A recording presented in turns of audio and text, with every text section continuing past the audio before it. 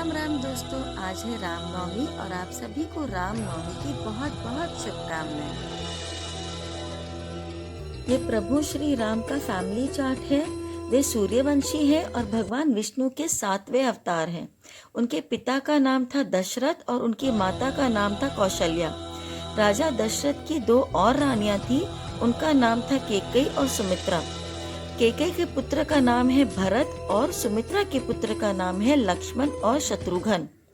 राम जी की पत्नी का नाम है सीता और उनके 2 पुत्र हैं जिनका नाम है लव और कुश। राम जी की एक बहन भी है जिसका नाम है शांता। राजा दशरथ ने पुत्र प्राप्ति के लिए एक यज्ञ किया था। उससे उन्हें 4 पुत्रों की प्राप्ति हुई थी। बड़ी रानी कौशल्या के पुत्र का नाम है राम, केकई का भरत और सुमित्रा का लक्ष्मण और शत्रुघ्न। रामचंद्र जी अपने तीनों माताओं के प्यारे थे और अपने पिता के आंख के तारे थे। बड़े होने पर अपने तीनों भाइयों के साथ ऋषि वशिष्ठ के आश्रम गए, जहां उन्होंने गुरुकुल की शिक्षा प्राप्त की। और फिर समय आने पर ऋषि विश्वामित्र के आश्रम गए, जहां उन्होंने ताड़का वध किया। ताड़का वध के पश्चात ऋषि विश्वामित्र राम और लक्ष्मण के साथ अहिल्या आश्रम गए, जहां उन्होंने पत्थर बनी अहिल्या को अपने चरणों के स्पर्श से मुक्त किया।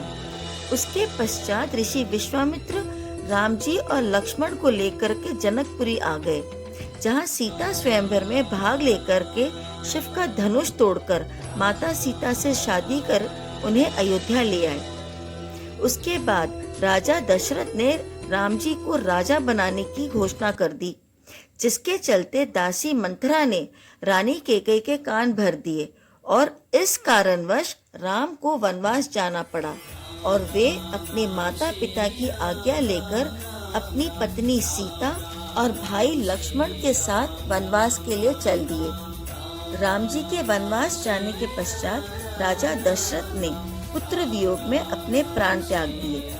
जब भरत को इस बात का पता चला तो उन्होंने श्री राम को मनाने के लिए वन की ओर प्रस्थान किया, परंतु श्री राम ने भरत को अपनी चरण पादुका दी और अपने वन के लिए आगे निकल गए।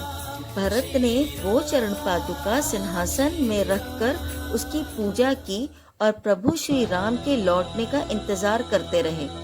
समय बीता गया और एक दिन शूर्पणखा राक्षसी की नजर राम, सीता और लक्ष्मण पर पड़ी। उसने दोनों के सामने शादी का प्रस्ताव रख दिया। मना करने पर उसने सीता पर हमला कर दिया और इसी वजह से गुस्से में आकर लक्ष्मण ने उसकी नाक कान काट दी।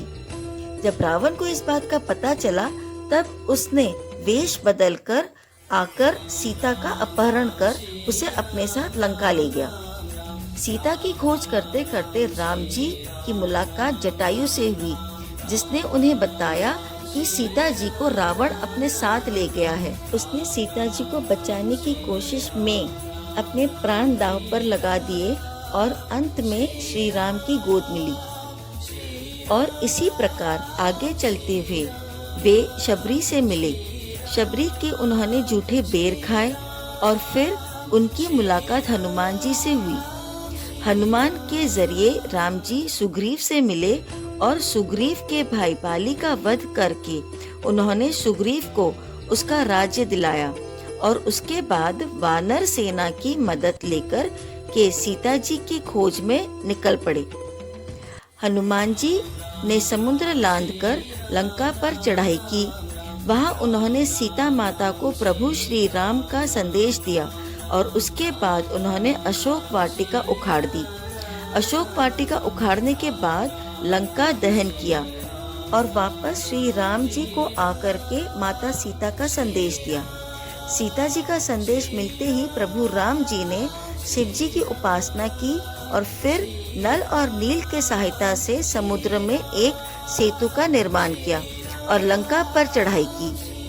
चढ़ाई करने के बाद दोनों सेनाओं के बीच में युद्ध हुआ और इसके रहते राम और लक्ष्मण दोनों मूर्छित हो गए। हनुमान जी ने संजीवनी बूटी ला करके दोनों के प्राणों की रक्षा की। जब युद्ध दोबारा शुरू हुआ, कुंभकर्ण मारा, मेघनाथ मारा और रावण का अंत किया। सीता जी को आजाद किया।